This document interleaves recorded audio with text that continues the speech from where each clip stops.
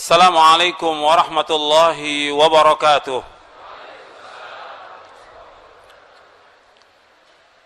Innal hamdalillah nahmaduhu wa nasta'inuhu wa nastaghfiruh wa na'udzu billahi min shururi anfusina wa min sayyiati a'malina. Man yahdihillahu fala mudilla lahu wa man yudlil fala hadiya lahu. أشهد أن لا إله إلا الله وحده لا شريك له وأشهد أن محمدا عبده ورسوله يا أيها الذين آمنوا اتقوا الله حق تقاته ولا تموتن إلا وأنتم مسلمون يا أيها الناس اتقوا ربكم الذي خلقكم من نفس واحدة وخلق منها زوجها وبث منهما رجالا كثيرا ونساء واتقوا الله الذي تساءلون به والأرحام إن الله كان عليكم رقيبا يا أيها الذين آمنوا اتقوا الله وقولوا قولا سديدا يصلح لكم أعمالكم ويغفر لكم ذنوبكم ومن يطع الله ورسوله فقد فاز فوزا عظيما أما بعد فإن أصدق الحديث كتاب الله وخير الهدي هدي محمد صلى الله عليه وعلى آله وسلم وشر الأمور محدثاتها وكل محدثة بدعة وكل بدعة ضلالة وكل ضلالة في النار. أيها الإخوة أعزكم الله, kepada Bapak, ibu-ibu, ikhwan dan akhwat yang dimuliakan oleh Allah Subhanahu wa taala. Alhamdulillah, kita bersyukur kepada Allah Subhanahu wa taala atas segala nikmat yang Allah karuniakan kepada kita, nikmat Islam, nikmat iman, nikmat sehat, nikmat afiah. Nikmat dijauhkan oleh Allah dari berbagai macam malapetaka. Nikmat diberikan hidayah di atas sunnah Nabi sallallahu alaihi wasallam, yang merupakan nikmat yang paling besar yang Allah karuniakan kepada kita, yang wajib kita syukuri. Kita diberikan hidayah di atas sunnah Nabi sallallahu alaihi wasallam. Betapa banyak orang-orang yang tidak diberikan hidayah di atas sunnah. Mereka mengikuti pemahaman yang sesat, mengikuti aliran yang sesat, mengikuti kelompok yang sesat, mengikuti pemikiran yang sesat. Mereka keluar dari siratal mustaqim dan hidupnya tidak akan mengalami ketenangan, tidak akan mengalami kedamaian, tidak mengalami kenikmatan. Makanya kita bersyukur kepada Allah SWT, diberikan oleh Allah hidayah di atas Islam dan sunnah lebih dari semua yang ada di muka bumi ini. Antum ingat itu.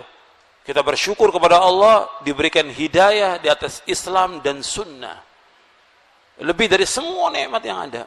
Seandainya ditakdirkan oleh Allah kita nggak punya apa-apa, kita fakir, miskin, papa, tapi kita berpegang teguh di atas Quran dan sunnah ala fahmis salaf sampai kita diwafatkan oleh Allah, itu lebih nikmat dari semua yang ada.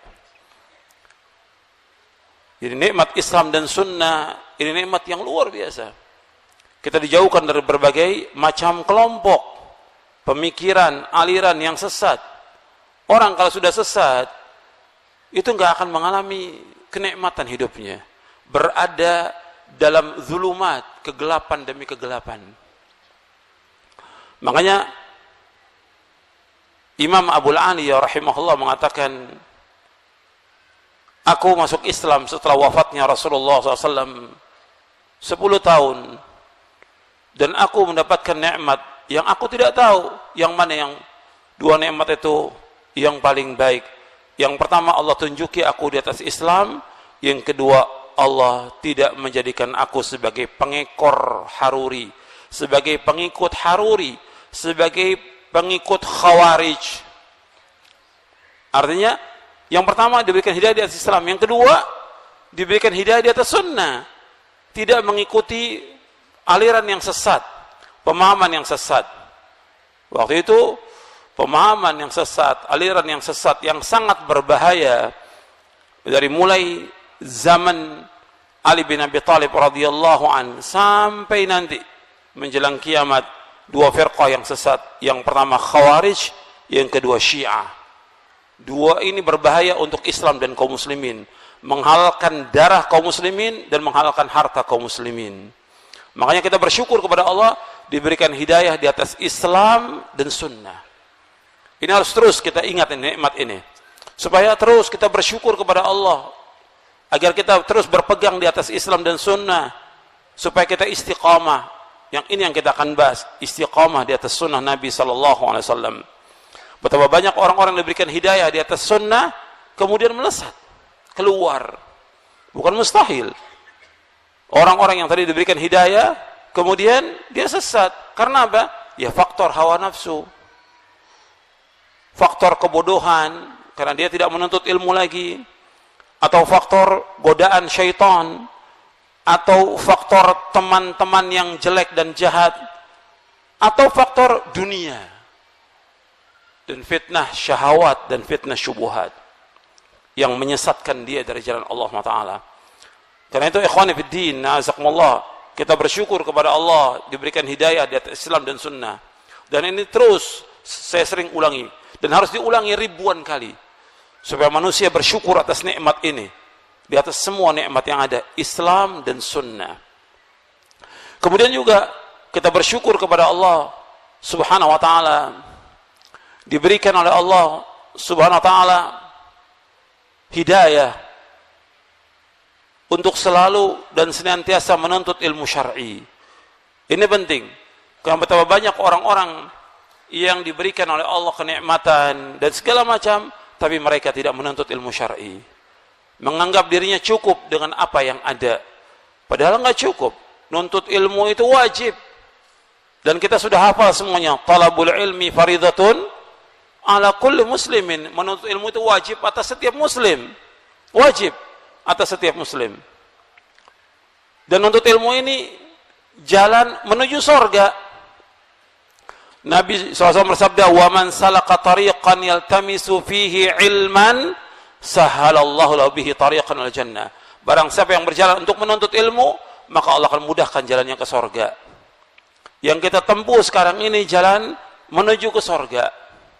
Ini jalan yang wajib ditempuh oleh setiap muslim dan muslimah, yang kita ingin cari surga.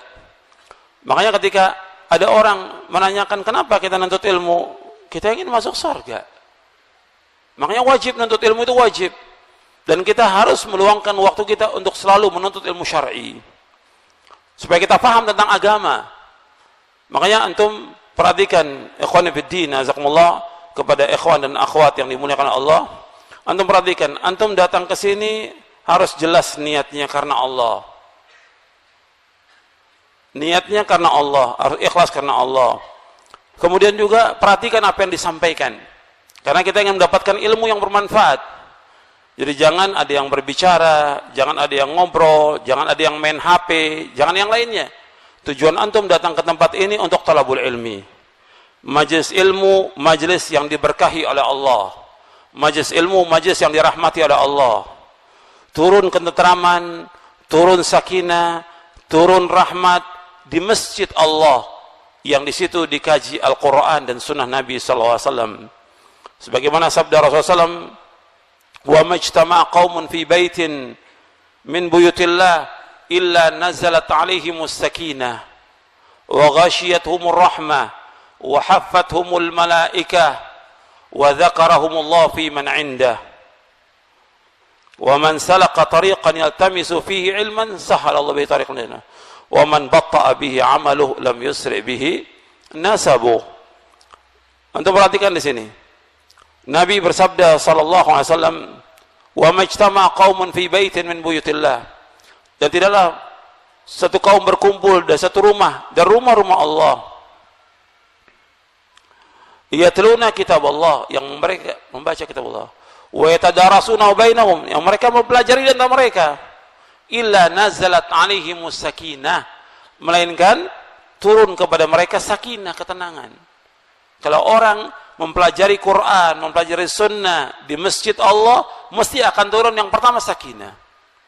Yang kedua, wa ghasyiatumur rahmah, akan diliputi oleh rahmat Allah. Yang ketiga, wa haffatumul malaika, dikelilingi oleh para malaikat. Yang keempat, wa dzakarahumullah fi man indah, dan Allah akan sebutkan di antara malaikat yang berada di sisinya. Allah puji, Allah sanjung orang-orang yang menuntut ilmu syar'i. Dan orang yang berjalan untuk menuntut ilmu, Allah mudahkan jalan ke surga. Makanya harus perhatikan. Yang kita perhatikan yaitu kita wajib untuk menuntut ilmu, memahami ilmu ini dan mengamalkannya. Jadi bukan sekedar duduk di majelis ilmu, tapi bagaimana apa yang disampaikan kita paham atau tidak. Sebab dikatakan di dalam Sahih Bukhari di Kitabul Ilmi disebutkan bahwa al-ilmu al-fahmu. Yang dikatakan ilmu itu paham. Ilmu itu paham. Bukan sekedar duduk, kumpul, tapi paham enggak yang disampaikan. Harus paham. Sebab kalau kita paham dengan apa yang disampaikan, maka Allah mengendaki kebaikan buat kita. Sebagaimana Nabi bersabda SAW dalam hadis yang sahih yang diriwayatkan oleh Imam Bukhari dan Muslim dari sahabat Muawiyah bin Abi Sufyan radhiyallahu anhuma, man yuridillahu bi khairan yufaqihu fid din. Barang siapa yang dikehendaki Allah kebaikan padanya, Allah berikan dia pemahaman tentang agama. Jadi kita harus berusaha bagaimana memahami apa yang disampaikan. Makanya niatkan ikhlas karena Allah. Tujuan kita ke sini untuk ngaji, untuk nuntut ilmu, untuk memahami apa yang disampaikan supaya dapat yang bermanfaat. Jangan ngobrol. Jangan ngobrol. Saya ingatkan, jangan ngobrol. Jangan main. Jangan main HP. Bahwa kita datang ke tempat ini untuk mendapatkan ilmu yang bermanfaat. Sebab ilmu yang bermanfaat itu yang kita minta setiap hari.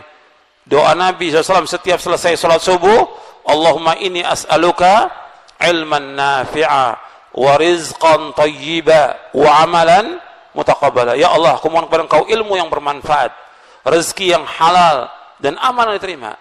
Yang kita mohon kepada Allah ilmu yang bermanfaat.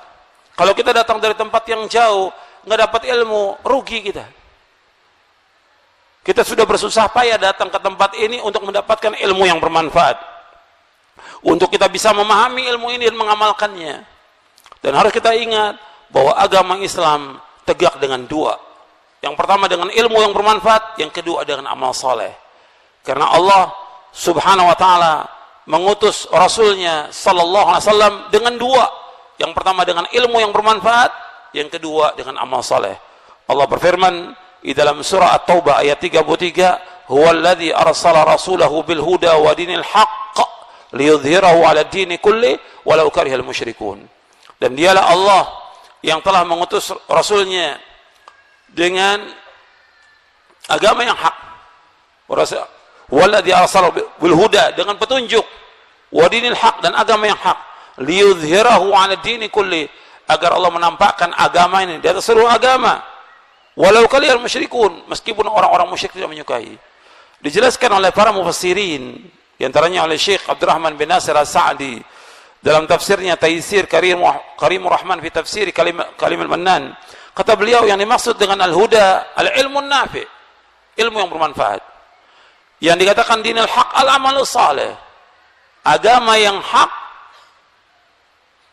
yaitu ilmu yang bermanfaat. Kemudian al-huda yaitu al-ilmun nafi', dinil haq al-amal saleh. Nabi diutus oleh Allah dengan membawa dua, ilmu yang bermanfaat dan amal saleh. Makanya kita harus terus berjuang untuk terus mendapatkan ilmu yang bermanfaat. Agama Islam, agama ilmu. Kemudian agama Islam, agama amal. Dan terus harus kita berjalan untuk menuntut ilmu syar'i dan juga mengamalkan amal-amal saleh. Ikhwani fi din, azakumullah. Sekarang kita akan bahas tentang istiqamah, konsekuen dan konsisten menetapi jalan ketaatan. Istiqamah ini mahal, sulit, berat, tapi wajib ditempuh. Orang untuk tetap di atas jalan Siratal Mustaqim sampai diwafatkan oleh Allah, itu berat. butuh kepada perjuangan dan kesungguhan dan juga doa. Maka doa yang sering Nabi berdoa ya muqallibal qulub tsabbit qalbi ala dinik. Ya muqallibal qulub tsabbit qalbi ala dinik. Ya Allah yang membolak-balikkan hati, tetapkan hatiku atas agamamu. Ini doa yang sering dipanjatkan oleh Rasulullah sallallahu alaihi wasallam. Makanya kita akan bahas hadis ini, yaitu hadis Abi Amrah Sufyan bin Abdullah Al-Thaqafi radhiyallahu an, dia berkata, qultu ya Rasulullah, qul li fil islami qawlan la as'alu anhu ahadan ghairak. Qala qul amantu billah thumma istaqim. Kata Abi Amrah Sufyan bin Abdullah Al-Thaqafi radhiyallahu an, ia berkata, qultu, aku bertanya, ya Rasulullah, qul li fil islami qawlan la as'alu anhu aidan ghairak. Ya wahai Rasulullah, katakanlah kepadaku suatu perkataan yang aku enggak akan tanya lagi kepada orang selainmu. Nabi SAW diberikan oleh Allah jawami'ul kalim, artinya kalimat yang singkat padat. Nabi berkata, qul amantu billah thumma istaqim. Katakanlah aku beriman kepada Allah, kemudian istiqomahlah. Hadis ini sahih, diriwayatkan oleh Imam Muslim dan yang lainnya. Kita akan bahas tentang masalah istiqomah ini. Hadis ini, ikhwani fiddin, jazakumullah,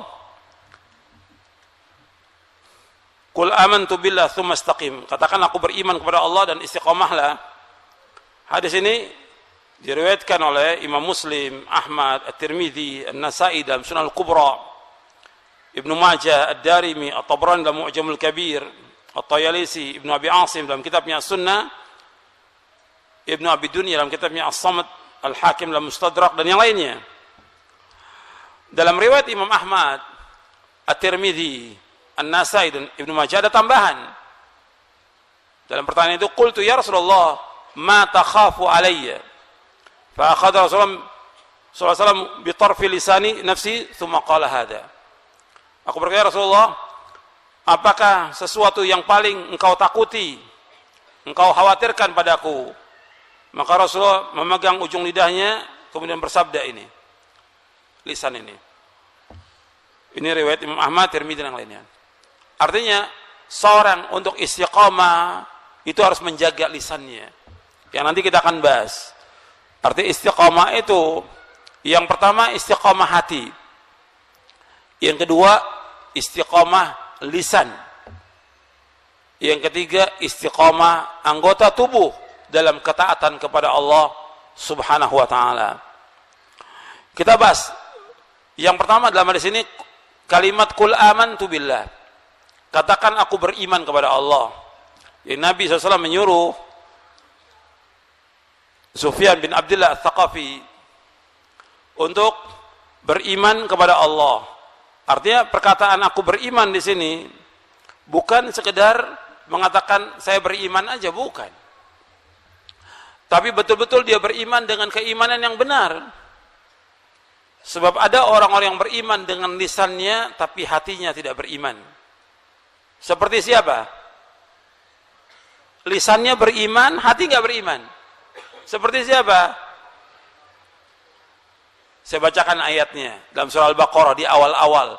Wa minan nasi may yaqulu amanna billahi wa bil yaumil akhir wa ma hum bimu'minin. Di antara manusia yang berkata kami beriman kepada Allah dan akhir, pada hakikatnya mereka tidak beriman. Siapa ini? Orang-orang munafik. Mereka mengatakan beriman kepada Allah dan beriman kepada hari akhir, tapi Allah mengatakan wa ma hum bimu'minin, mereka tidak beriman. Jadi iman yang sebenarnya dia harus mengimani dengan keimanan yang benar. Artinya mengimani Allah Subhanahu wa taala tentang rububiyahnya Allah, uluhiyahnya, asma wa sifat, dan juga mengimani yang lain yang diperintahkan oleh Allah dalam Al-Quran dan juga di dalam hadis-hadis Nabi yang sahih. Wajib untuk beriman kepada Allah Subhanahu wa taala, yaitu mengimani tentang rububiyahnya Allah. Allah sebagai Khalik, Allah sebagai Razik, Allah sebagai Malik, Allah sebagai Mudabbir, Allah Muhyi, Allah Mumit, dan yang lainnya. Kita wajib mengimani bahwa Allah yang menciptakan, pasti Allah yang memberikan. Allah yang menciptakan, Allah pasti memberikan apa? Rezeki, pasti sudah. Orang-orang musyrikin mengakui ini. Orang musyrikin mengakui, tapi tidak masukkan mereka ke dalam Islam. Maksudnya orang Islam lebih yakin dari kaum musyrikin. Karena Allah sebagai pencipta, Allah yang memberikan rezeki. Allah yang memiliki langit dan bumi. Allah yang mengatur alam semesta. Allah yang menghidupkan, Allah yang mematikan. Wajib meyakini itu dengan seyakin-yakinnya. Lebih yakin daripada kaum musyrikin. Yakin kita tentang rububiyah Allah. Kita mengimani itu, bahwa semua yang terjadi di langit dan di bumi Allah sudah takdirkan, dan rezeki Allah sudah tetapkan semuanya 50.000 tahun sebelum Allah menciptakan langit dan bumi. Kita wajib mengimani itu. Ketika janin berumur 120 hari di rahim ibunya, Allah menyuruh malaikat untuk mencatat apanya? Bikatbi rizkihi wa ajalihi wa amalihi wa syaqiyun au sa'id. Allah menyuruh malaikat untuk mencatat apanya? Rezekinya, ajalnya, amalnya, dan dia bahagia, celaka atau bahagia. Umur 120 hari. Udah catat, tapi nggak ada yang tahu. Hanya Allah yang tahu. Rezekinya sudah dicatat semuanya. Kita wajib meyakini itu. Ajal juga sudah dicatat semuanya. Yang menghidupkan, mematikan Allah SWT. Harus yakin seperti itu. Ini penting. Tentang Allah sebagai Khalik, Allah sebagai Razik. Ini penting untuk kita yakini. Kita harus lebih yakin daripada kaum musyrikin. Rezeki sudah Allah tetapkan. Kita wajib ikhtiar, dan kita tidak boleh meminta-minta pada manusia. Kita wajib meminta hanya kepada Allah Ta'ala. Dan kita jangan mengharapkan sesuatu dari manusia. Kita wajib mengharapkan hanya kepada Allah Ta'ala. Dan kita nggak boleh iri kepada manusia. Semua Allah sudah berikan. Ada yang diberikan luas rezekinya, ada yang diberikan sempit. Tapi Allah memerintahkan kepada kita untuk minta. Was'alullaha min fadli. Hendaklah kalian minta karunia hanya kepada Allah Ta'ala, tidak kepada yang lainnya. Maka dilarang untuk minta-minta. Ketika orang minta-minta urusan pribadinya kepada orang, ini termasuk merusak tauhid rububiyahnya. Dia nggak yakin rezeki itu diberikan oleh Allah. Dijelaskan oleh Imam Ibn Qayyim rahimahullah dalam kitabnya Madarijus Salikin, orang yang minta-minta telah merusak. Merusak apanya? Tauhid rububiyah. Dia merusak dirinya, mengganggu dirinya, dan juga mengganggu orang lain yang dia minta. Yang Allah perintahkan kita minta kepada siapa? Kepada Allah. Nabi mengajarkan kepada Ibnu Abbas, "Idza sa'alta fas'alillah wa idza ista'anta fasta'in billah." Apabila engkau minta, mintanya kepada Allah. Apabila engkau minta tolong hanya kepada Allah. Masih remaja Ibnu Abbas diajarkan minta kepada Allah, jangan kepada yang lain. Allah juga mengatakan, "Was'alullaha min fadli." Minta hanya kepada Allah, jangan kepada yang lain. Iyyaka na'budu wa iyyaka nasta'in. Hanya kepada Engkau ya Allah kami beribadah, hanya kepada Engkau saja ya Allah kami mohon pertolongan. Tentang rububiyah. Kemudian uluhiyah, kita wajib mengimani bahwa kita wajib beribadah hanya kepada Allah, tidak pada yang lain. Dan seluruh bentuk ibadah kita wajib tujukan kepada Allah. Seperti ayat yang tadi, iyyaka na'budu wa iyyaka nasta'in. Qul inna salati wa nusuki wa mahyaya wa mamati lillahi rabbil alamin la syarika lahu wa bidzalika umirtu wa ana awwalul muslimin. Katakanlah, sungguhnya salatku, ibadahku, sembelihanku, hidupku dan matiku semata-mata karena Allah Rabbul Alamin. Enggak ada sekutu bagi Allah. Demikian aku perintah dan aku yang pertama Islam. Jadi seluruh bentuk ibadah wajib ditujukan hanya kepada Allah, tidak boleh kepada yang lain. Ketika ditujukan kepada yang lain, Allah itu sangat murka. Ketika orang beribadah atau minta rezeki kepada selain Allah, atau orang datang ke kubur-kubur wali, ke kubur-kubur habib, ke kubur kiai, minta di sana, ini perbuatan syirkun akbar, syirik yang paling besar. Allah tidak redho. Hatta yang didatangi kuburannya Nabi Muhammad SAW, dia minta kepada Nabi Muhammad, ini perbuatan syirkun akbar, syirik yang paling besar. Allah nggak redho. Allah nggak akan redho selama-lamanya. Dan orang yang berbuat syirik, dia telah berbuat dosa besar yang paling besar. Dan amal-amalnya semuanya bagaimana? Dihapuskan oleh Allah SWT. Maka berat itu. Orang berbuat syirik itu dosa-dosa besar yang paling besar. Makanya kalau kita katakan kul amantu billah, kita wajib mengikhlaskan ibadah kepada Allah. Tujukan seluruh bentuk ibadah kepada Allah SWT. Kemudian juga tentang tauhid, al-asma wa sifat, kita wajib menetapkan semua nama Allah dan semua sifatnya. Dan ini panjang, yang insya Allah kita akan bahas besok, pembahasan tentang syara' akidah ahlu sunnah wal jamaah, insya Allah besok akan bahas. Ini yang berkaitan tentang iman kepada Allah dan mengimani lebih daripada itu semua kepada Allah yang Allah kabarkan di dalam Al-Quran dan juga dikabarkan oleh Rasulullah Sallallahu Alaihi Wasallam tentang semua yang gaib. Kita wajib mengimani semuanya. Kemudian iman juga dijelaskan oleh para ulama, yaitu iman perkataan dengan lisan, keyakinan dengan hati, dan juga mengamalkan dengan anggota tubuh. Ini iman menurut ahlu sunnah. Jadi iqrarun bil lisan, wa i'tiqadun bil janan, wa amalun bil arkan, yazidu bi ta'ah wa yanqusu bil ma'siyah.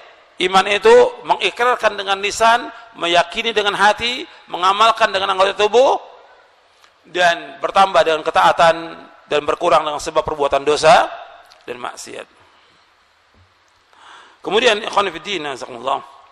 Setelah disebutkan tentang iman, di sini disebutkan wastaqim, hendaklah kamu istiqamah.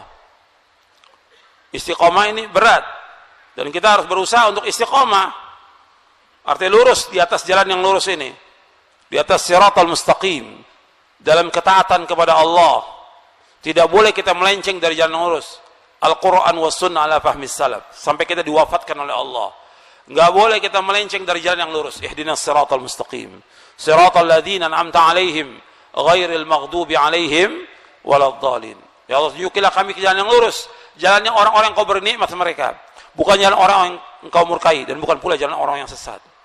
Lurus, di atas jalan lurus, jalan yang telah ditempuh oleh Rasulullah SAW dan para sahabatnya, orang-orang yang telah berikan nikmat, bukannya jalan orang yang Allah murkai, dan bukan pula jalannya orang-orang yang sesat. Dan ini harus terus melaksanakan ketaatan. Jangan kita menambah, jangan kita mengurangi. Makanya ketika disebutkan tentang istiqamah, mesti kita ada kekurangan dalam melaksanakannya. Untuk terus dalam ketaatan, kadang-kadang kita kurang, kadang-kadang lalai. Makanya diperintahkan di sini, fastaqimu ilaihi wastaghfiru. Antum lihat di halaman 14 di bukunya, kalau antum bawa bukunya istiqamah ini di halaman 14. Allah berfirman dalam surah Fussilat ayat 6, fastaqimu ilaihi wastaghfiru.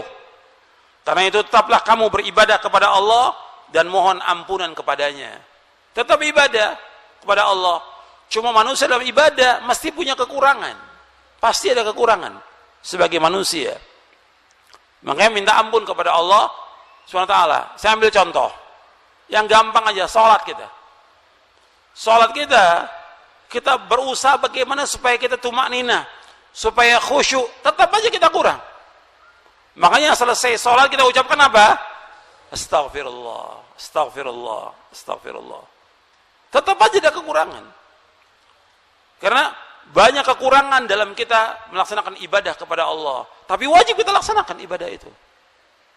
Nuntut ilmu juga begitu. Banyak kekurangan kita. Tapi terus kita istighfar, istiqamah terus. Dan semua laksanakan ibadah-ibadah itu. Mesti ada kekurangan, pasti ada kekurangan, pasti.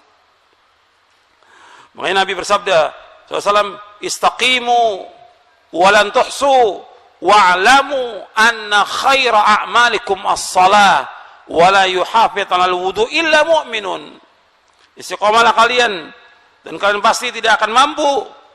Ketahuilah sesungguhnya sebaik-baik amal kalian adalah salat, dan tidak ada yang senantiasa menjaga wudunya melainkan orang mukmin.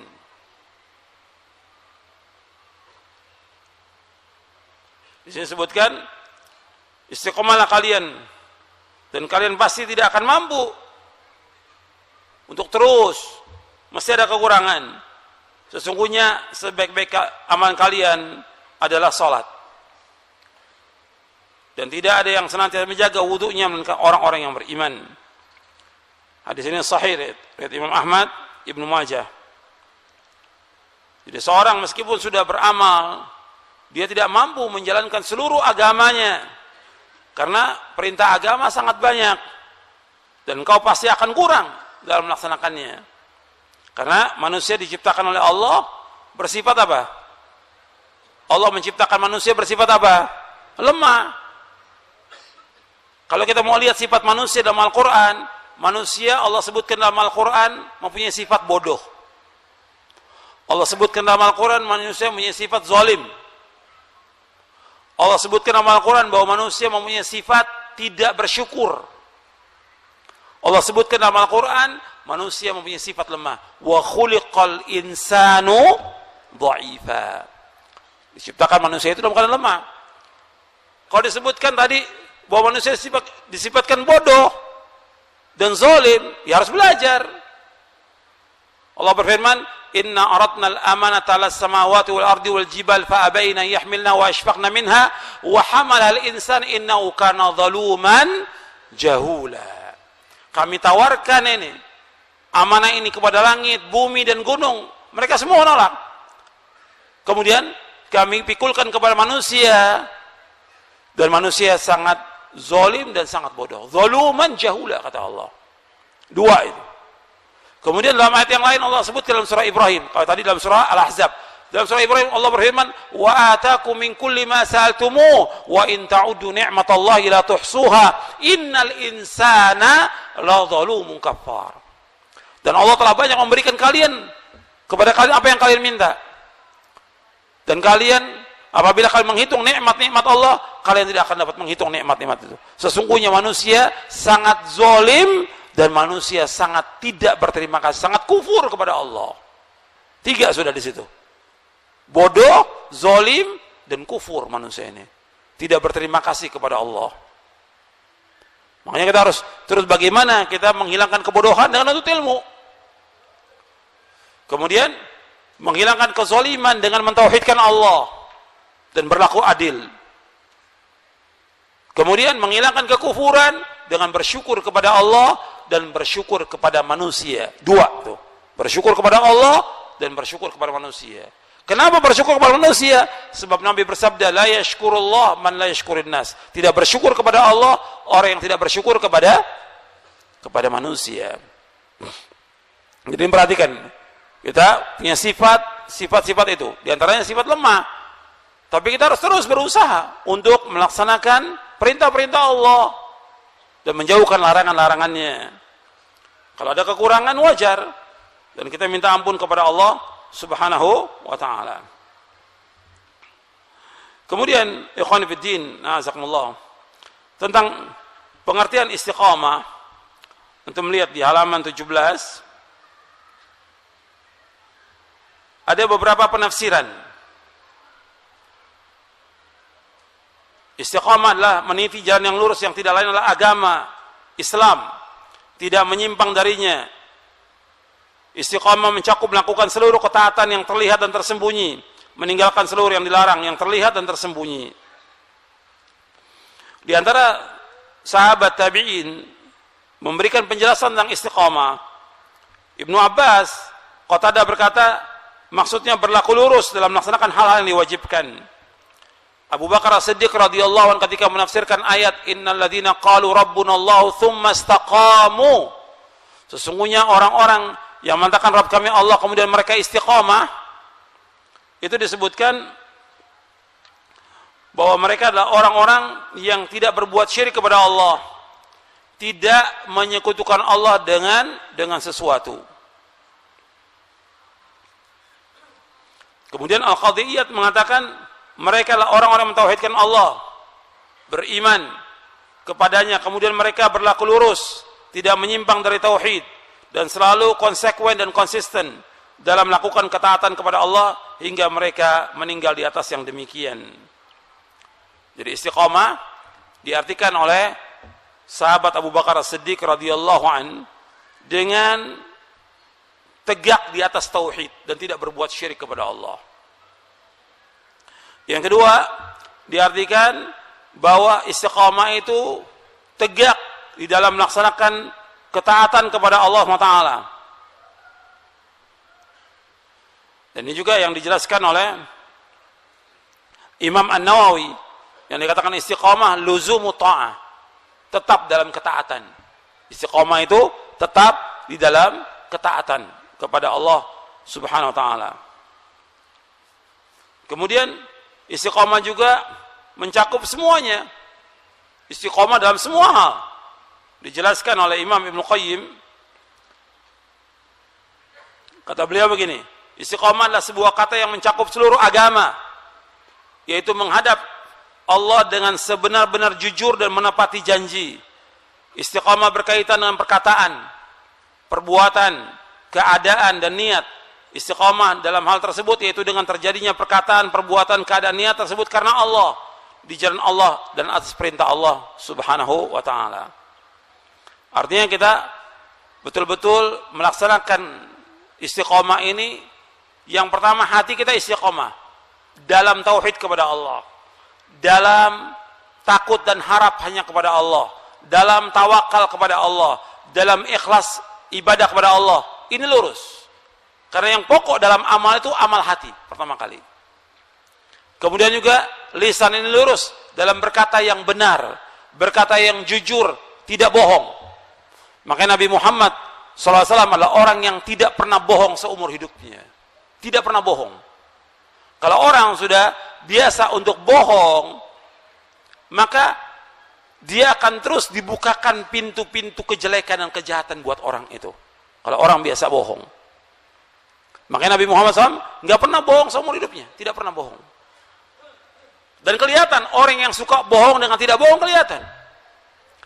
Makanya seorang pendeta Yahudi yang dia masuk Islam, Abdullah bin Salam radhiyallahu an, ketika dia melihat wajah Nabi, dia mengatakan ini wajah bukan wajah pembohong. Karena yang dia lihat semua pendeta Yahudi semuanya pembohong. Begitu dilihat Nabi Muhammad SAW, ini wajah bukan wajah pembohong. Ini betul seorang Nabi. Ini betul seorang Rasul. Seperti yang disebutkan dalam kitab Taurat. Kemudian langsung yang pertama kali disampaikan Nabi, didengar oleh dia dan disampaikan kepada para sahabat. Sampai sekarang oleh Abdullah bin Salam radhiyallahu an.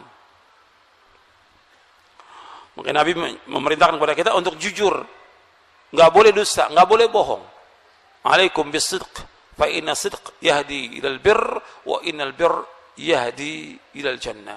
Anda akan selalu jujur, karena jujur membawa kepada kebaikan, dan kebaikan membawa ke surga.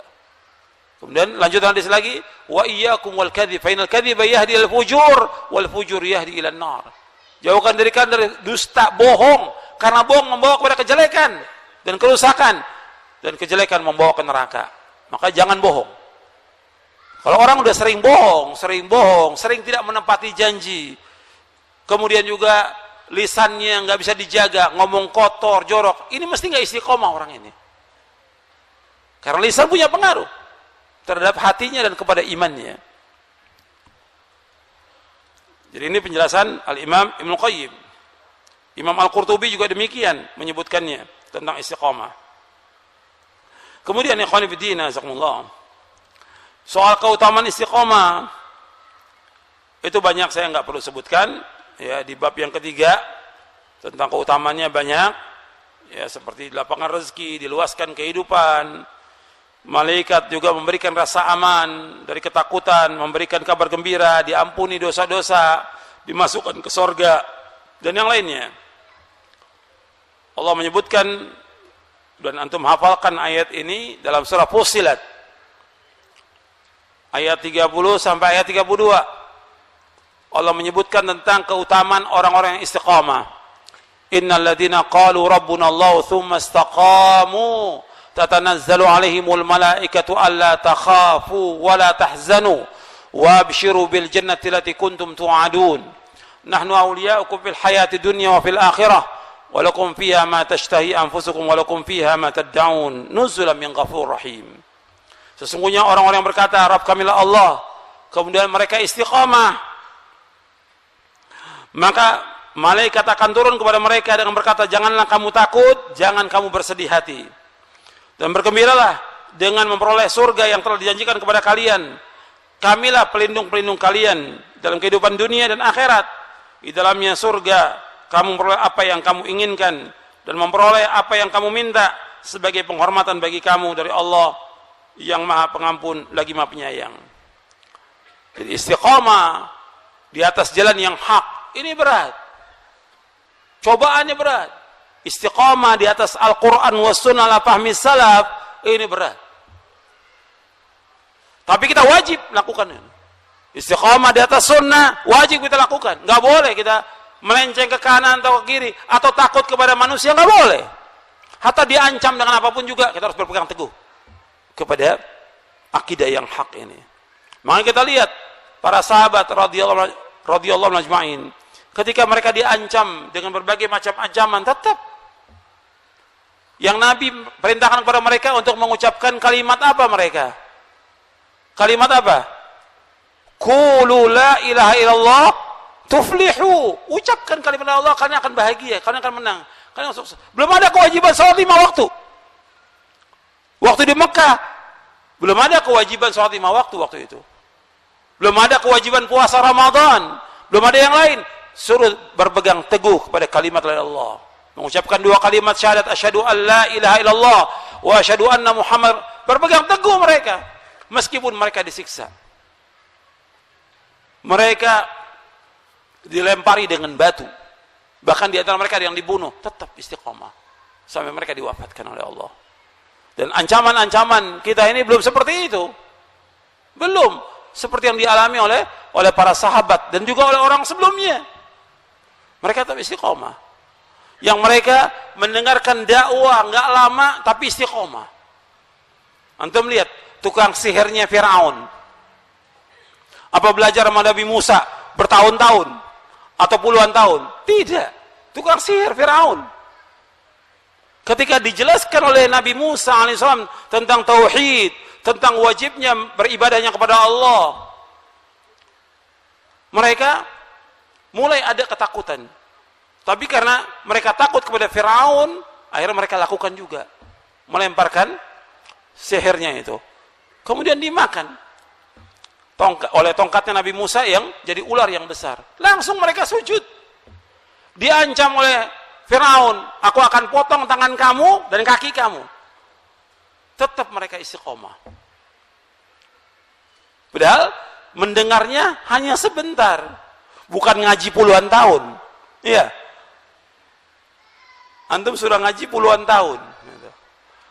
Baru diancam sama ahlul bid'ah sudah ketakutannya luar biasa. Takutnya luar biasa gitu. Padahal Allah pasti akan tolong hambanya, pasti. Pasti. Dan malaikat akan turun, alla takhafu wa la tahzanu. Jangan takut, jangan duka cita. Karena Allah berfirman dalam Al-Qur'an dan kita sudah tahu ayatnya. Wa kana haqqan 'alaina nasrul mu'minin, dan wajib atas kami untuk menolong orang beriman. Allah juga berfirman, inna lanansuru rusulana walladzina amanu fil hayatid dunya wa yauma yaqumul asyhad. Sesungguhnya kami pasti akan menolong orang beriman. Kami pasti akan menolong rasul-rasul kami dan orang beriman dalam kehidupan dunia dan nanti pada hari kiamat. Pasti ditolong oleh Allah.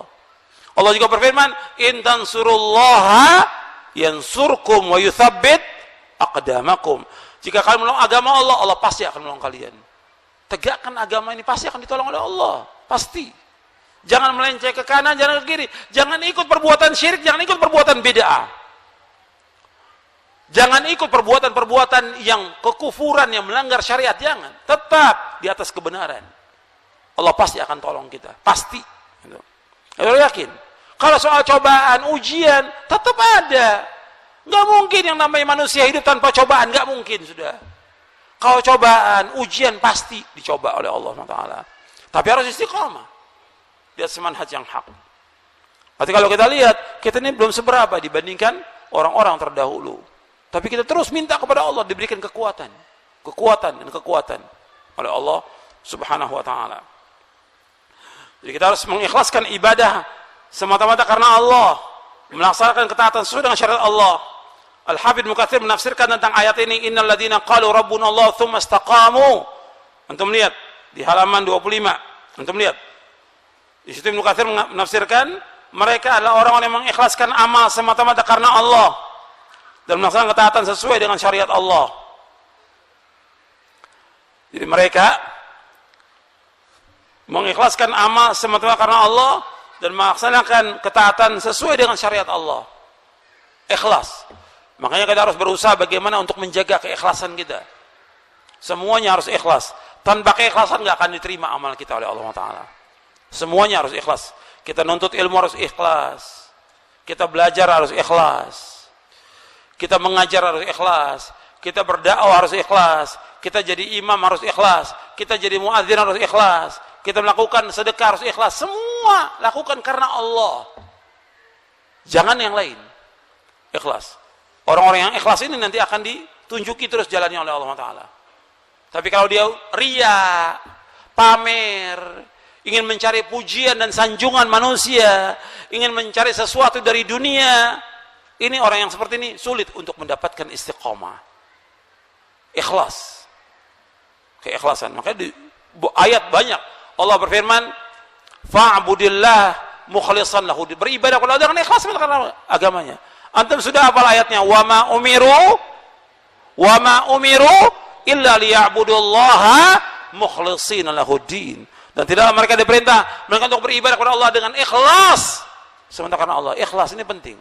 Dan itu nasihatnya ulama-ulama salaf dengan dasar ayat Al-Qur'an dan hadis Nabi sallallahu alaihi wasallam. Kemudian taat sesuai dengan syariat Allah. Jangan berbuat bid'ah, jangan menambah-nambah dalam agama. Ketaatan sesuai dengan syariat yang telah ditetapkan oleh Allah dan oleh Rasulnya sallallahu alaihi wasallam. Kemudian, ikhwan fillah, jazakumullah. Saya sebutkan di sini di bab yang keempat tentang istiqamah.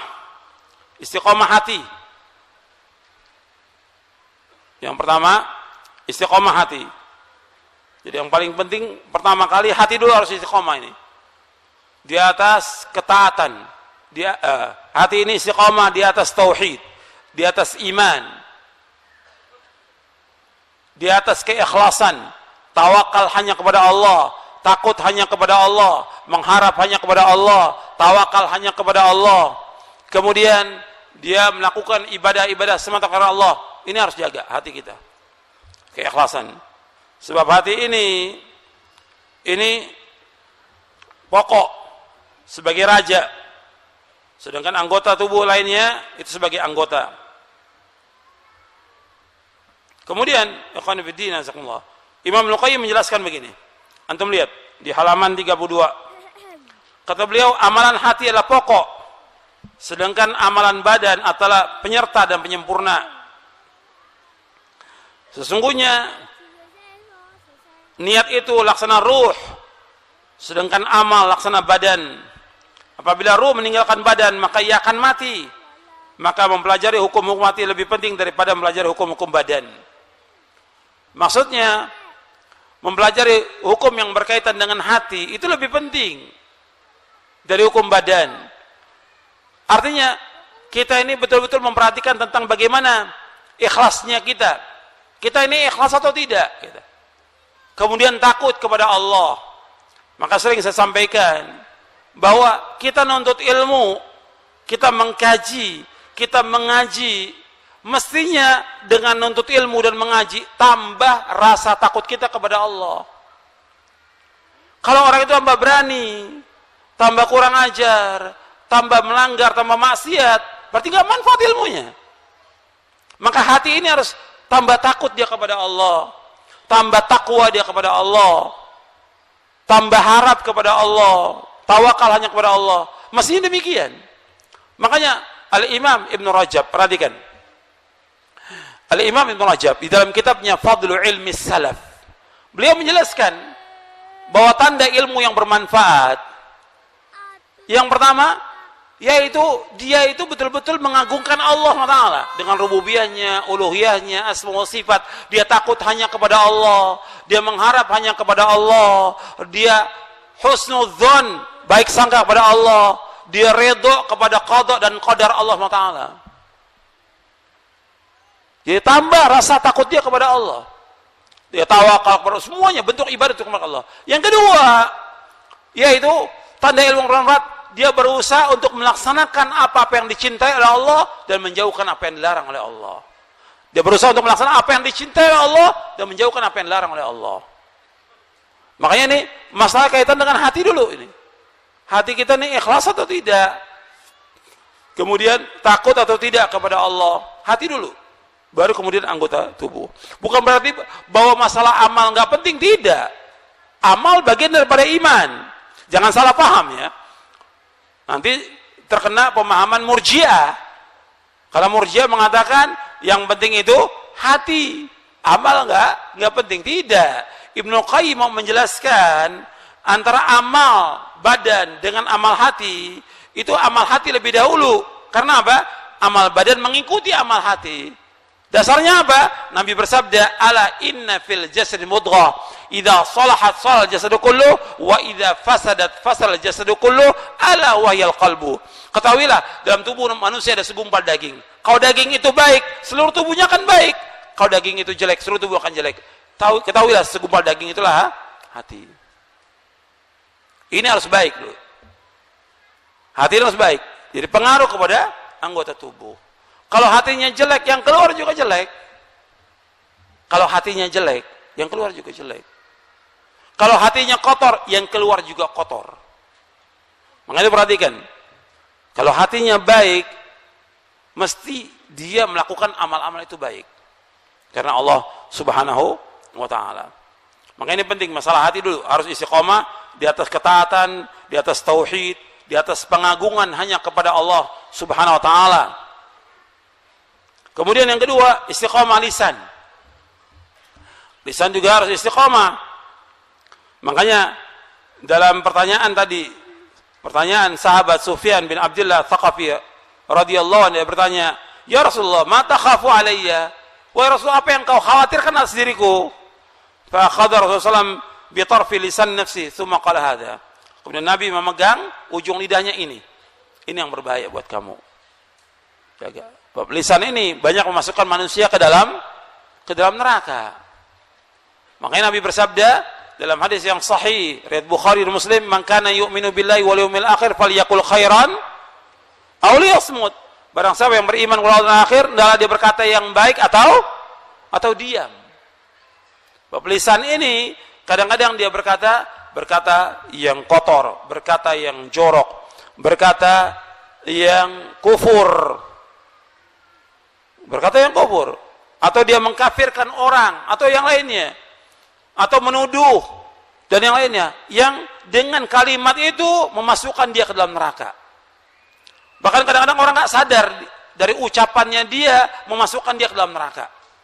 Nabi bersabda sallallahu alaihi wasallam, "Innal abda la yatakallamu bil kalimat ma tabayyanu ma fiha yahwi biha fin nar ab'ada ma bainal masyriq wal maghrib." Kata Nabi, sesungguhnya seorang hamba dia berkata satu kalimat yang dia tidak teliti lagi kebenarannya, maka dia dijerumuskan ke dalam neraka lebih jauh daripada apa yang ada di antara timur dan barat. Hadis sahih riwayat Bukhari dan Muslim di halaman 37. Halaman 37. Nabi juga menyebutkan kepada Mu'adz bin Jabal, kata Nabi, "Wa hal yaqubun nasa fin nari ala wujuhim aw ala manakhirihim illa hasaidu alsinatin." Bukankah manusia diseret oleh Allah ke dalam neraka, melainkan disebabkan dengan sebab lisan mereka. Diseret oleh Allah ke dalam neraka, mukanya dan hidungnya ditarik ke neraka dengan sebab lisan mereka. Hadis ini sahih. Riwayat Ahmad, Tirmidzi dan yang lainnya. Makanya hati-hati ketika kita berkata ini, hati-hati. Harus jelas. Jangan sampai kita berkata yang kotor, yang keji, fitnah, menuduh orang, atau kalimat kufur, atau yang lainnya, hati-hati. Bahkan perkataan yang tidak baik dari lisan ini menunjukkan jeleknya hati orang. Dan ini dibenci oleh Allah. Kata Nabi di dalam hadis yang sahih, Nabi menyebutkan bahwa yang paling berat dalam timbangan seorang hamba pada hari kiamat itu akhlak yang mulia. Wa innallaha la yubghidul fahishal badhi. Sesungguhnya Allah membenci orang yang perkataannya kotor, jorok dan keji mulutnya. Jadi yang paling berat dari kiamat timbangan itu husnul khuluq, akhlak yang mulia. Dan Allah membenci kalimat yang kotor. Yang paling berat timbangan di hari kiamat akhlak yang mulia dan takwa kepada Allah. Yang paling banyak memasukkan manusia ke surga takwa kepada Allah dan akhlak yang mulia. Dan yang paling banyak masukkan manusia ke neraka dua. Yang pertama lisan, yang kedua kemaluan. Itu hadisnya di halaman 39. Makanya perkataan ini wajib kita jaga, hati-hati. Masalah lisan ini harus kita jaga. Nabi sudah menyebutkan akhlak yang mulia, berarti semua kalau bicara soal akhlak yang mulia, dari mulai akidahnya dia, lisannya dia, ibadahnya dia, dan segala macam dia harus baik. Akhlak yang mulia. Kalau kita mau bahas tentang akhlak, tentang adab, itu panjang. Mungkin nggak sekarang ya, tentang adab, karena penting adab dan akhlak penuntut ilmu itu penting sekali. Karena itu yang para ulama dulu belajar tentang adab. Karena masalah akhlak ini masalah yang mulia, yang harus diajarkan kepada murid-murid sebelum dia belajar ilmu adab dulu. Sampai di antara ulama belajar adab 10 tahun, ada 20 tahun baru mereka menuntut ilmu syar'i. Masalah akhlak penting untuk menjaga lisan ini, karena lisan ini banyak yang membawa manusia ke neraka. Kalau sekarang kan banyak orang memfitnah orang, menuduh orang, padahal dia sendiri nggak tahu dan nggak paham. Dan yang lainnya banyak sekali. Kemudian ikhwan fillah, jazakumullah. Yang selanjutnya yang keenam, istiqamah dalam kita meniti siratal mustaqim. Ini meniti ini istiqamah dalam ketaatan kepada Allah. Artinya meniti istiqamah dalam siratal mustaqim itu istiqamah dalam ketaatan kepada Allah. Saya masuk bab yang ke-7 aja. Jadi istiqamah di dalam ketaatan kepada Allah Taala. Jadi untuk melaksanakan ketaatan ini harus istiqamah. Nggak bisa orang sekarang taat, besok nggak taat. Umpamanya sekarang ada orang, ya, tolong dengarkan. Ada orang yang hari ini sholat, besok nggak sholat. Benar nggak itu? Hari ini sholat, besok nggak sholat. Nggak benar. Baik secara syariat maupun yang lainnya, ini nggak benar. Kalau orang dia sholat dia terus, tapi kalau kita lihat yang lain dari yang wajib ada yang seperti itu. Seperti umpamanya nuntut ilmu, ya sekarang ngaji besok nggak ngaji. Nuntut ilmu wajib nggak? Wajib. Sholat malam, ada yang hari ini sholat malam, besok nggak sholat malam. Atau sholat malamnya khusus Ramadan saja. Kemudian 11 bulan nggak sholat malam lagi.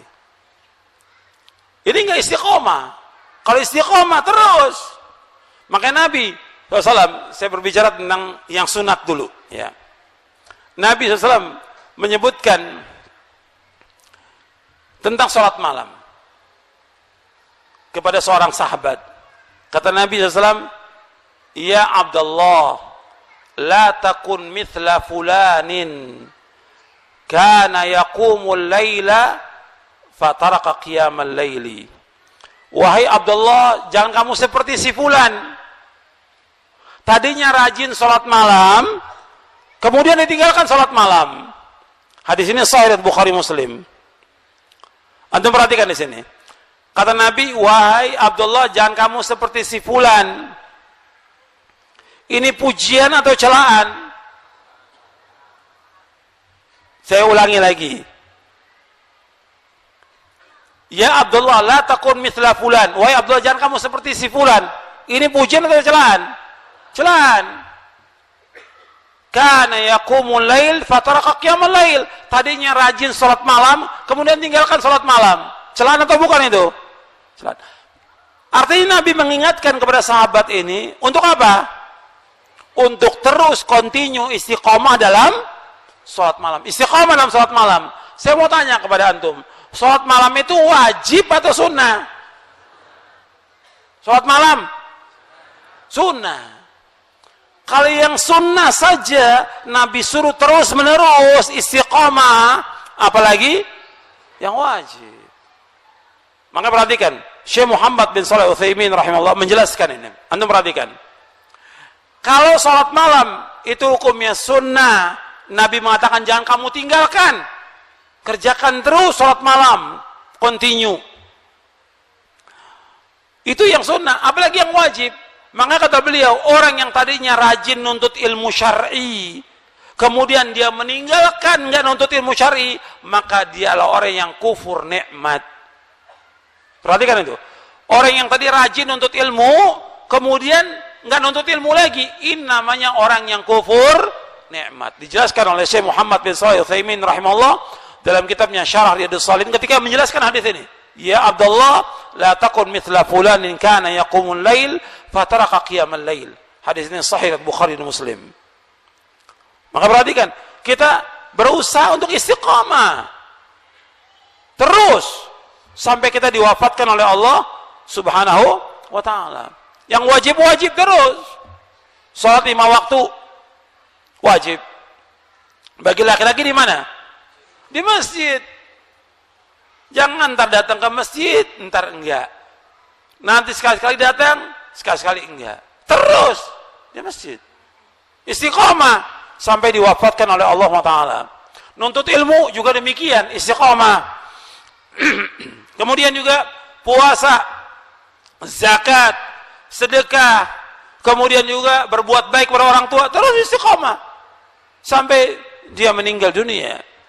Begitu juga ketika dia melakukan sedekah, terus istiqomah. Dalam melakukan amal-amal saleh, istiqomah. Dan banyak orang-orang yang tidak istiqomah. Karena apa? Nanti saya akan sebutkan di antara sebab orang yang kemudian dia tidak istiqomah. Banyak sebabnya. Tapi saya ringkas ada beberapa poin nanti. Kita harus berusaha bagaimana istiqomah. Istiqomah ini mahal. Sebab Allah memerintahkan kepada Nabi Muhammad SAW, fastaqim kama umirta, wa man taba ma'aka, wa la tatghaw. Fastaqim kama umirta. Hendaklah kamu istiqomah terhadap apa yang Allah perintahkan kepada kamu.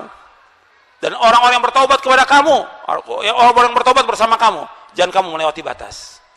Disuruh kita istiqomah di dalam ketaatan kepada Allah. Istiqomah. Dan tetap di atas jalan itu sampai kita diwafatkan oleh Allah Taala. Dan ingat bahwa amal-amal ketaatan yang Allah inginkan dari kita, banyaknya atau dawamnya. Saya ulangi, yang Allah inginkan dari amal-amal ketaatan dari kita, banyaknya atau dawamnya, kontinunya. Continue. Nabi bersabda, inna kata Nabi SAW, ahabbul a'mali ilallahi azza wa jalla adwamuha wa in qalla. Antum lihat di halaman 52. Ahabbul a'mali ilallahi azza wa jalla adwamuha wa in qalla. Amalan yang paling dicintai Allah yaitu yang dikerjakan dengan terus menerus walaupun sedikit, rutin tapi sedikit. Ada orang sedekah, dia sedekah 1 juta kepada fakir masakin, cuma sekali aja 1 juta selesai sudah, nggak sedekah lagi. Kapan lagi sedekah? Tahun depan lagi. Tapi ada orang yang sedekah setiap hari 10.000 rupiah atau 20.000, tapi terus rutin. Setiap hari atau setiap pekan? Lebih baik mana, yang sekali atau yang rutin? Yang rutin, yang Nabi bersabda, inna ahabbul a'mali ilallahi azza wa jal adwamuha wa in qalla. Sesungguhnya amal yang paling dicintai Allah azza wa jal adalah yang rutin, yang kontinu, yang tetap, yang istiqamah, meskipun apa? Sedikit. Sekarang antum sholat malam. Ya, saya ambil contoh. Sholat malam yang terbanyak yang Nabi lakukan berapa? Saya ulangi. Kita nggak lihat perbedaan pendapat. Saya tanya, yang paling banyak yang dikerjakan oleh Nabi Muhammad SAW berapa? 11. Itu ingat tuh. Yang Nabi kerjakan 11. Bukan pendapat loh. Bukan pendapat ulama. Kalau pendapat bisa 100. Bisa 36. Nabi mengerjakan berapa? 11. Ingat tuh. 11 yang Nabi kerjakan. Sebagaimana kata Aisyah radhiyallahu anha, bahwa Nabi nggak pernah menambah di bulan Ramadan maupun bulan lainnya atas 11 rakaat. La yazidu fi Ramadan wala fi ghairi ala 11 rakaatan. Hadis sahih Bukhari Muslim. Nabi nggak pernah menambah di bulan Ramadan maupun bulan lainnya atas 11 rakaat.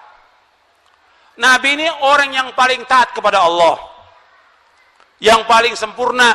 Nabi Muhammad SAW ngerjakannya berapa? 11. Yang kita ikut siapa? Yang kita ikut siapa? Nabi Muhammad SAW. 11. Ingat tuh, ingat. Jangan ya boleh aja 13, boleh aja 23. Itu pendapat. Pendapat, ingat. Yang Nabi kerjakan 11. Sekarang Nabi kerjakan 11. Kita berusaha untuk mengerjakan 11. Tapi kita sebagai manusia punya kekurangan. Untuk terus habis Ramadan, Syawal, Dzulqa'dah, Dzulhijjah, Muharram sampai akhir, kadang-kadang Syawal aja udah nggak dikerjakan lagi tuh. Syawal aja, bulan Syawal. Iya nggak? Jujur. Nggak dikerjakan. Nah, sekarang bagaimana? Kita ingin terus istiqamah. Nggak mampu 11, kita ambil dulu 2. Tahajudnya witir 1. Terus rutin lagi, kalau bisa 4. Tahajudnya witirnya 1. Nanti terus lagi rutin 4. Tahajudnya witirnya 3. Nanti tambah lagi. Karena untuk 11 berat. Kita sebagai manusia punya kelemahan dan kekurangan. Tapi harus istiqomah, tetap harus mengerjakan. Jangankan kita, hatta sahabat. Ada di antara mereka yang bangun tengah malam mengerjakan tahajud, ada yang cuma apa? Witir saja. Ini sahabat yang merupakan khairun nas, sebaik-baik manusia. Tapi continue, terus istiqomah. Ini yang sunnah. Begitu juga yang lain, antum seperti itu juga. Amal-amal ketaatan, seperti antum baca Quran, sehari, coba baca. Masa nggak bisa baca 1 juz? Sehari 1 juz. Nggak mampu, Ustaz, ya setengah juz. Tapi harus ada usaha. Masa nggak ada baca Al-Quran? Orang Islam harus baca Quran. Para sahabat menghatamkan Quran setiap pekan. Berarti sehari mereka baca berapa juz? Para sahabat selalu menghatamkan Quran setiap pekan. Berarti sehari berapa juz? 4 juz mereka baca. Ada yang menghatamkan 10 hari sekali. Ada yang 15 hari sekali. Nah sekarang kita nggak mampu untuk itu, ya harus usaha. Kata Nabi, hendaklah kamu menghatamkan Quran setiap bulan. Kalau setiap bulan berarti sehari berapa juz bacanya?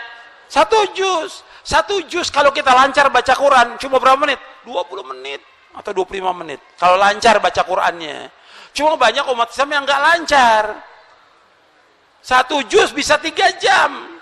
Karena apa? Tidak lancar. Tapi harus usaha terus. Harus bisa. Kalau yang lain dia bisa, kenapa baca Al-Quran nggak bisa? Harus bisa. Maka antum coba rutinkan. Baca Al-Quran antum rutin. Sholat malam rutin. Sedekah rutin tiap hari. Karena apa? Setiap hari malaikat turun. 2 malaikat kata Nabi turun. Yang satu mengatakan, ya Allah gantikan orang yang infak hari ini. Yang satu mengatakan, ya Allah hancurkan orang yang tidak infak hari ini. Dalam hadis Bukhari Muslim Nabi bersabda, "Ma min yaumin yusbihul ibadu fihi illa malakani yanzilani, fayaqulu duma Allah ma'ati munfiqan khalafa, wa yaqulu akhar Allah ma'ati mumsikan talafa." Setiap hari malaikat turun dua malaikat. Yang satu berkata, ya Allah gantikan orang yang infak hari ini. Yang satu berkata, ya Allah hancurkan orang yang tidak infak hari ini. Makanya infak terus jalan setiap hari. Sedekah terus jalan setiap hari. Salat sunat begitu juga. Berbuat baik pada orang tua demikian juga. Menuntut ilmu demikian. Baca buku yang bermanfaat tiap hari. Terus rutinkan. Semuanya rutin. Kalau kita nggak mulai untuk merutinkan, nanti kita akan malas. Terus malas. Untuk memulainya lagi berat. Memulai lagi berat. Makanya kita terus laksanakan. Meskipun sedikit tapi rutin. Kita nggak mampu 1 juz, tapi harus yang kita baca, tapi rutin terus.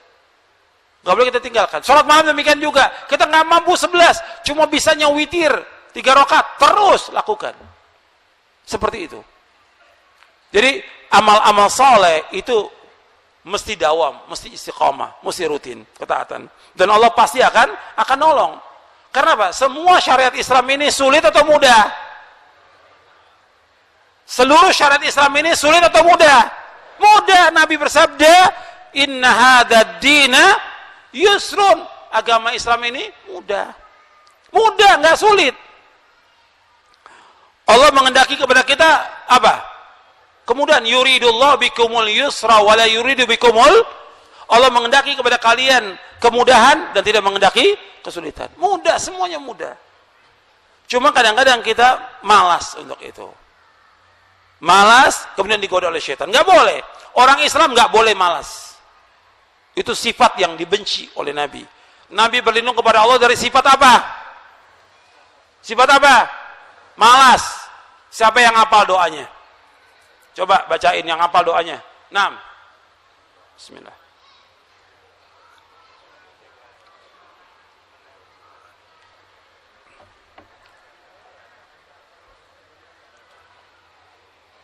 Nanti ambil gelas.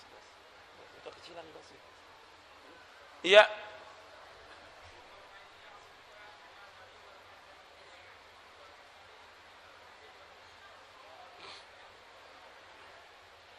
Bukan itu.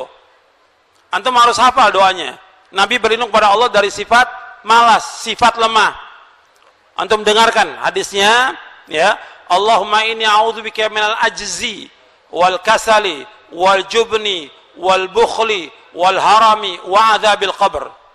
Allahumma ati nafsi taqwaha wa zakkiha anta khairu man zakkaha anta waliyuha wa maulaha. Allahumma inni a'udzubika min ilmin la yanfa' wa min qalbin la yakhsha' wa min nafsin la tashba' wa min da'watin la yustajabu laha. Hadis ini sahih diriwayatkan oleh Imam Muslim dan Nasa'i. Nabi bersabda, Allahumma inna, ya Allah aku berlindung kepada Engkau dari sifat lemah. Allah, sifat malas, sifat pengecut, sifat bakhil, umur pikun, dan aku berlindung kepada Engkau dari azab kubur. Ya Allah, berikanlah kepada hatiku ketakwaannya. Bersihkan hatiku, karena hanya Engkau yang dapat membersihkan hati ini. Engkaulah penolongnya, Engkaulah pelindungnya. Ya Allah, aku berlindung pada Engkau dari ilmu yang tidak bermanfaat, hati yang tidak khusyuk, nafsu yang tidak pernah puas, dan doa yang tidak dikabulkan. Antum hafalkan doa itu. Hafalkan. Karena malas ini membuat kita tambah jauh dari agama. Malas ini membuat kita jauh dari ketaatan kepada Allah. Yang akhirnya lama-kelamaan kita digoda oleh syaitan dan senang kepada perbuatan-perbuatan yang jauh dari Islam. Awalnya malas. Makanya sifat malas, sifat lemah, sifat pengecut itu nggak boleh. Penakut nggak boleh. Sifat kikir, bakhil nggak boleh. Itu Nabi berlindung dari sifat itu.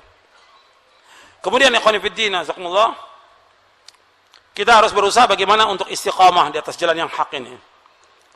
Antum lihat di halaman 54.